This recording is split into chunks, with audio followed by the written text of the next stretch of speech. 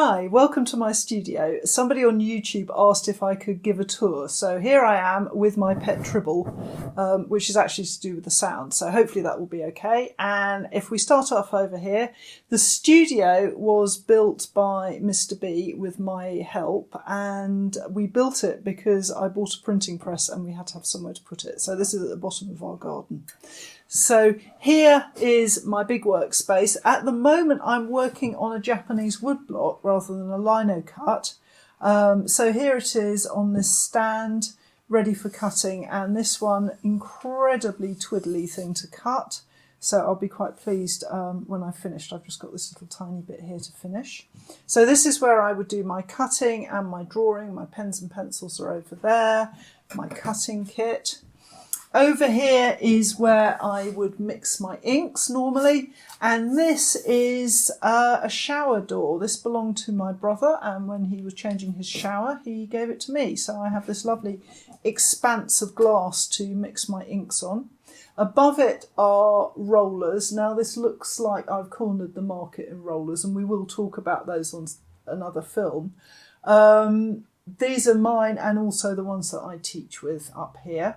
You'll notice above my drawing space behind me are a load of brushes. The brushes are to do with Japanese woodblock printing. So rollers for inking up lino, brushes for inking up Japanese woodblock. So those are all kept hanging to keep the bristles in good order.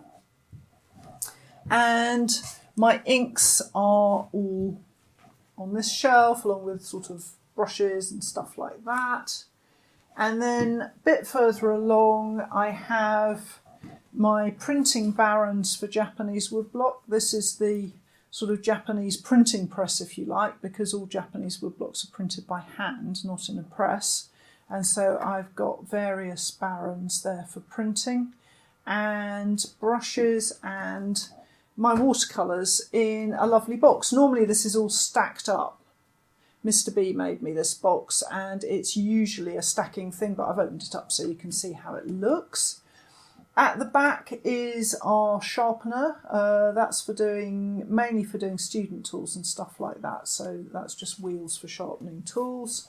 And underneath here, I've got shelving and a plan chest and storage for paper and framed work. The framed work lives stacked up here where it's nice and dry and safe. And then on the other side of the studio, I have a stack of shelves. We use the back of the studio for taking photographs of the work, so we'll stick it to the wall and photograph it. And then over here, I have shelves, and that's got all the stuff that I use for teaching, and all the other bits and bobs. And looking at it, it is horrifically messy, but you know, I know where everything lives, so I can kind of find my way about that. I also do a bit of sewing, so you'll notice there's a sewing machine and things like that. And my lady, my dressmaker's lady, she lives down here as well.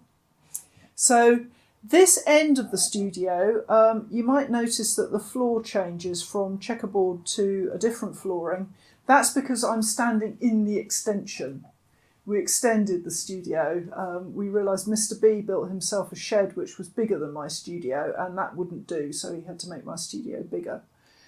So we just took the end wall off and stuck another 3 metres on in length, and then we lifted the back wall back on, which was quite scary, but we managed it, and so now I have a bigger studio. And that brings us to my one of 2 Albion presses.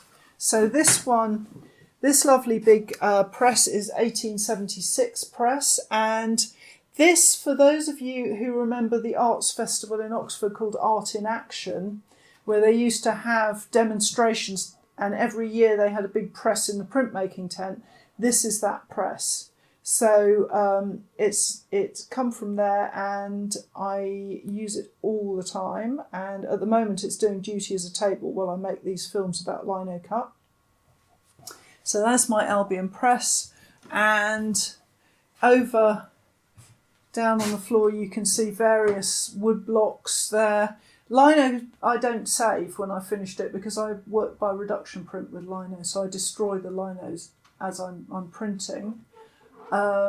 And this is Doris, who has just arrived in the studio. Doris is one of our cats, and she kind of likes to hang out in the studio. If there's nobody here, she'll just go in her bed and be quiet. If I have visitors, then she likes an audience, so she will fool about. So wood blocks at the back, and then in the corner is a smaller Albion press, and that's kind of what kicked things off. Now that's on a long-term loan from a family friend, and if you want to hear about that press and how it started me off as a printmaker, then if you go to the Ask an Artist podcast that I co-host with painter Peter Keegan, you can listen to my story. And Doris, could you stop biting the tribble? And you can hear the history of that printing press and how I got started. So, and above here there's my drying rack as well, where I hang up prints to dry. So that's basically the visit round my studio. I hope that's been of interest, and we'll go back to the printmaking videos. Thank you for listening, and I will join you again, probably without Doris, for the next one. See you soon. Bye.